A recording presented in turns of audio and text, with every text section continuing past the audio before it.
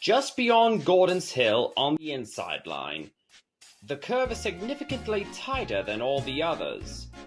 This makes it very dangerous for all trains to go too fast, whether the engine was pulling freight cars or not. Most of the engines on Sir Topham Hatt's railway were very careful when going over this particular section of track. They knew it was for their own good. 87546, however, had other ideas. "You're all just scared," he scoffed one day.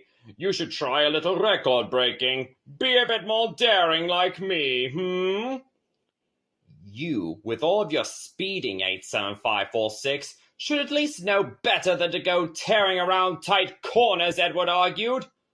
"Pah! That curve is safe enough for engines to go at 100 miles per hour. I am being incredibly foolish," snapped Edward.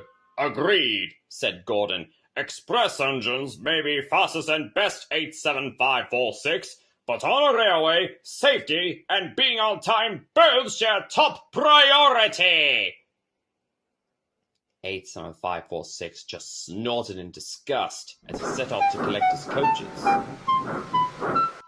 The coaches were waiting for him at the yard. They had heard all about his and 98462's behavior with them, and were not too keen on having him take them out.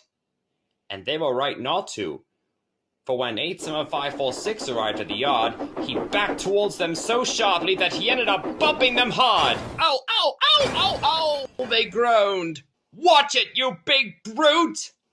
But 87546 took no notice. As soon as he was coupled up, he pulled out so sharply, clang! A coupling broke, just in front of the first coach. "You silly engine," snapped the shunter. "You ripped the coupling clean off!" But 87546 didn't care. He decided best to collect Gordon's coaches for the express instead. But everyone was still very cross with him. Things got worse for 87546 as the journey went on. At the next station, a signal was broken, so they had to stop to let off passengers anyway. 87546 seethed impatiently at this. "We should have just gone through. We're late enough already," he moaned to his crew. "No one can say we disagree with you," said his driver, who personally wanted to finish the journey, if only to get home and away from his disrespectful engine. "But it's orders." "Pah! You're just a goody two-shoes. Too nervous to take a few tiny risks," said 87546 rudely. "We would have made it safely through the whole line if you weren't such a coward." "I'd rather be a coward than a reckless piece of scrap," the driver muttered to the fireman, who solemnly agreed with him.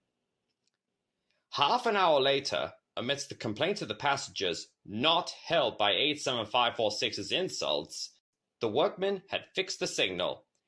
By then, some of the passengers had decided they had had enough, so they left the express. 87546 grew crosser and crosser at this. When the conductor blew his whistle again, he bumped and banged the coaches as they set off. "Ow, ow, ow, ow!" they screamed. "We don't like that! We don't like that!" "Shut up and get moving!" snapped 87546.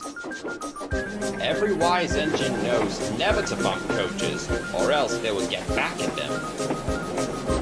They were soon climbing up Gordon's Hill when 87546 started to pick up speed. Since his train was now half empty, he didn't need a banker as much. As soon as they neared the top, the coaches began their tricks. "This is it!" thundered the first coach. "Let's get him, girls!" And banging their bumpers, they pushed 87546 down the hill. To make matters worse, they were now on the down line, the same line as the sharp curve on the other side. When 87546 saw the curve ahead of him, he realized his mistake and tried to stop, but by then, it was far too late.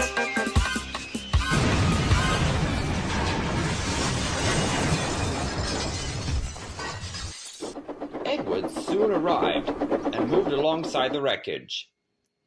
It was worse than he had thought. Get the injured passengers to the last station as fast as you can, Edward, ordered the conductor. I'll go and telephone for help. Right away, sir, responded Edward, and quickly raced away with his coach in tow. Thankfully, Sir Topham Hatt wasn't among these injured passengers, but he was far from happy for what 87546 had done. This is why I never liked these big engines, he snapped. I would have thought you would know better than to do something as stupid as this, 87546. An engine of your size should know better than to go that ridiculously fast. It wasn't my fault, sir. These coaches made me go faster, replied 87546. Of course we did, snapped the first coach. You bumped us, remember? And your own coaches too, agreed another. You wanted to go faster just because we were delayed, agreed a third. And we know how you and 98462 are like, finished a fourth. So, not only have you put your passengers in danger, you've also been bumping and banging your coaches about again, yelled Sir Topham Hatt furiously. That's it! I have had it with you, 87546! As soon as you are mended, you will stay in the shed until we have decided what to do with you! As soon as 87546 was repaired, he returned to the sheds and was left there for a very, very, very long time. He resented Sir Topham Hatt furiously for this. Although he and 98462 would pay the price for their foolishness eventually.